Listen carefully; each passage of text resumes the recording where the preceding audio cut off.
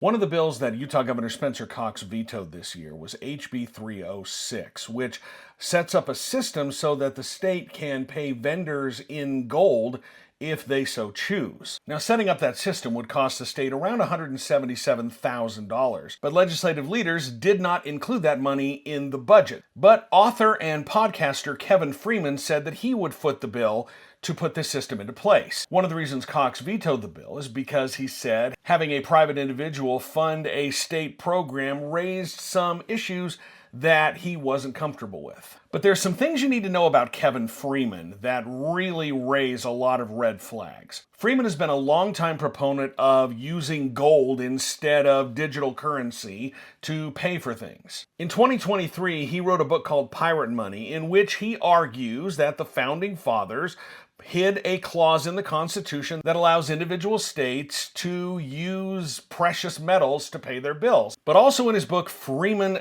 talks about a far-right conspiracy theory called the Great Reset, in which a cabal of shadowy global elites are going to somehow manufacture an economic crisis and then use that crisis to control the world's money supply and then impose a totalitarian world government, force everybody to eat bugs as their main source of protein, abolish mainstream religions, and rewrite the Bible using artificial intelligence. And that's why he's so keen on using gold as a monetary system, because it can't be manipulated by these unnamed elites who are looking to take over the world. The Great Reset conspiracy theory really gained traction during the COVID pandemic. It comes from the World Economic Forum, which proposed a program called the Great Reset as a way to help rebuild the world's economy after the pandemic. But conspiracy theorists seized on that. They saw the Great Reset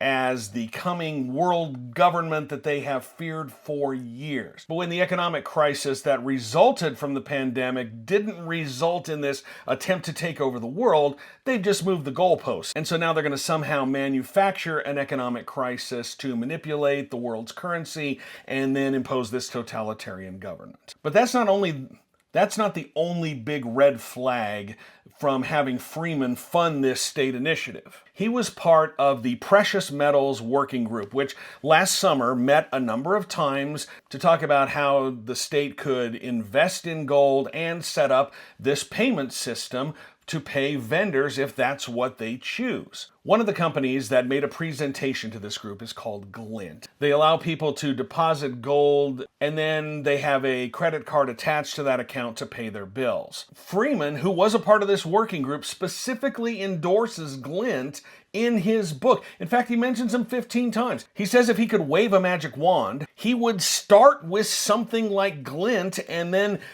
make that a payment system that he could use here in the United States. So you have someone who's offering to fund this state initiative, and he's endorsed one of the groups that wants this contract that he's going to fund. That seems like a pretty big conflict of interest here. Lawmakers have until the end of the month to decide whether they're going to hold a veto override session. There are enough votes in the House of Representatives to override Cox's veto, but the Senate is still short of the 20 votes they need. On Tuesday, the Senate Republicans are meeting in their closed caucus, and you can expect that legislative leadership is going to try to twist some arms during that meeting to try to get enough people on board to hold this veto override session so they can put this system into place. This is why it's important to understand where these ideas are coming from. And that's the kind of thing I do as an independent journalist. If you appreciate that, go to my website, utahpoliticalwatch.news, and subscribe, but also follow me here and on other social media platforms where I report on this kind of stuff all the time.